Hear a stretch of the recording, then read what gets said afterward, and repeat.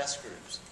And in the test groups, they started learning some things like they didn't tell people how much it cost. So people assumed that if you got that kind of result, it must cost hundreds of dollars.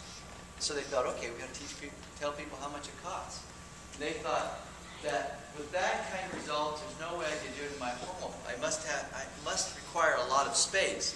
And they said, okay, well, we need to tell you that you can do it in a 12 by 12 box, right? Mm-hmm. And they thought, I don't have all the barbells and all the equipment that you need. And I need to teach you. You can do it with bands. They just learned there were some really simple things that they hadn't communicated. And Carl was actually at that focus group, and he got really impatient. He walked out in front of the group, which you're never supposed to do, right? And said, okay, let me get this right. If I tell you this, this, this, and this, I wonder if I told you this. He said, if I told you you could do it in a 12 by 12 space, if I told you it was only $120, if I told you this, this, and this, would you buy it? And they're like, yeah, we'd buy that for sure. He turns to the producer and said, okay, go put those in the infomercial. And sure enough, they put that in the infomercial and they started testing it. And lo and behold, it worked. And next week they put it on and it had better results. And the way the infomercial world works, you earned the right to be on the next day or the next week. Okay? You have to pay for yourself. It's not like going, running an ad for, a Procter & Gamble, Tide detergent or something like this. If you don't sell enough product in an infomercial to actually pay for that infomercial and then to pay for your next infomercial, you're off the air. And slowly and gradually P90X gained momentum. Guess what? We test a new infomercial for P90X almost every month. Still, we're always looking at how well did we do last month? Can we do better?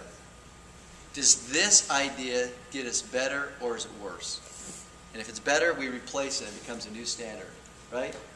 Carl's always looking for ways to improve. But P90X, it was magical. It was unique.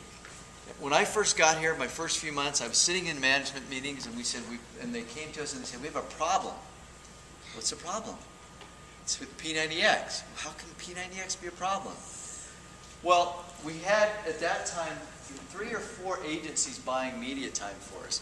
And they were buying it blind, meaning they didn't know who they were competing against. And what we found is that P90X is so profitable, there was such a demand for P90X, that no matter how high we bid up the price of the media, it could pay for it, right? We found that, in fact, P90X was competing against P90X.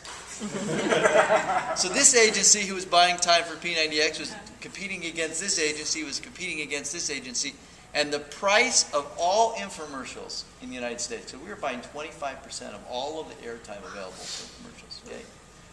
All infomercials in the United States increased, the costs increased. The television stations were just thrilled with us.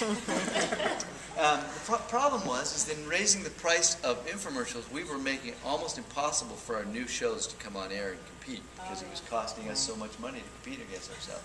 We stopped that. We hired a really super bright guy, Babak from MIT, and he's managing now all of our media buying.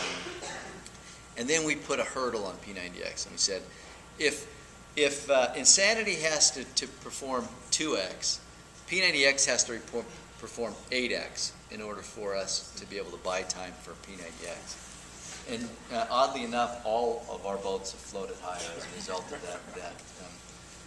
So my point is this. If Carl would have given up on P90X early, he would have missed out on hundreds of millions of dollars, right? And the opportunity to do P90X too, that's come out. He believed in Tony. He knew that we had someone really special. We had something really special in P90X, and he knew that if he could do a better job of communicating that when people got that program in their homes, they loved it, and they had results. It worked, right? You have something that works. What we have in Beachbody, it works. It's a program that works. You need to believe in it. You need to believe in yourself. You need to understand that what works for Bob and Nicole and Keith might not work for you. There's something about being able to find your voice that's real and building this business, not reinventing the business, not doing it differently, not deciding I don't want to do the game plan, I'm going to do it this way, right? But with this Beachbody Challenge, finding people, inviting people, continuing to find a way for that to work with you, a group that you can work with, is worth your effort. We have these 3 words that modify Beachbody, right? It's decide, commit, succeed. We really, some of you heard me say this in the National Coach Calls, it's not decide, commit, succeed. It's decide, commit, fail. Decide, commit, fail. Decide again, commit, fail. Commit again and fail. Commit again and fail. Commit again and then succeed. Wow. And then succeed. And then succeed. And it's like a flywheel, especially in the team cycle bonus. It starts really slowly. And all of a sudden, coaches are amazed at how quickly it starts to build and how fast that flywheel starts to get moving again. But it takes a tremendous amount of effort. Some of you have committed yourself and done P90X. Some of you have done or are doing Insanity. You're crazy. You really are. You've done things, you've accomplished things that are amazing. If you can accomplish what you've accomplished with those programs, you can do this business. You can. Don't give up on yourself, okay? Decide, commit, be super clear about your personal goals, and then engage and make them happen, make them real. You can do it. And we believe in you. We're here to help you. We're going to get better at supporting you.